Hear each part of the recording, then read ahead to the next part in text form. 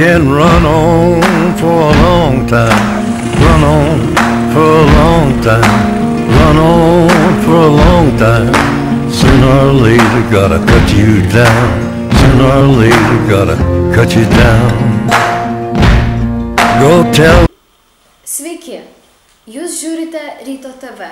Aš esu reporterė Milda Valskaitė ir šiandien norėčiau su jumis aptarti rimtą problemą – bėgimą iš pamokų. Šiais laikais turbūt nerastumėm nė vienos mokyklos, kuri nėra susidūrusi su bėgimo iš pamokų problema.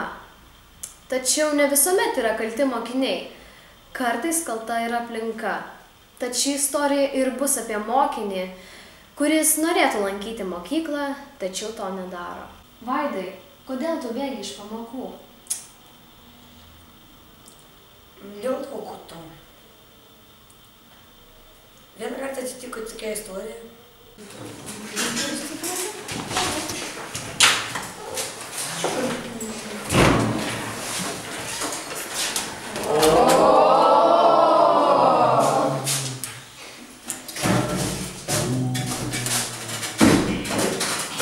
Vaidai, kada tavo gimtadienis?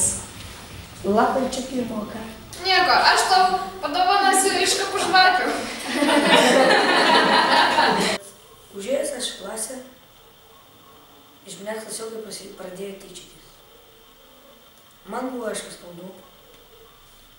Bet suskambėjo skambutis ir aš pagalvojau, atėjęs mokytojas ištaisys visus šitos barnius ir tyčiojimus klasėje.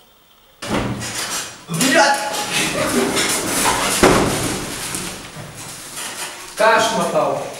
Fedorovičius. Vaidai, tu ko į mokyklą atėjai?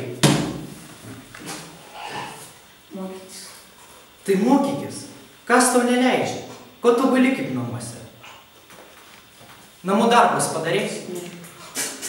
O jūs namų darbus padarė? Taip. Tu ką, debilas? Visi gali, o tu ne?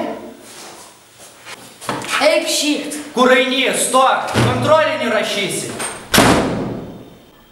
Supraskit mane, aš negaliu išmokyti to mokinio, kuris tiesiog nelanko mano pamokų.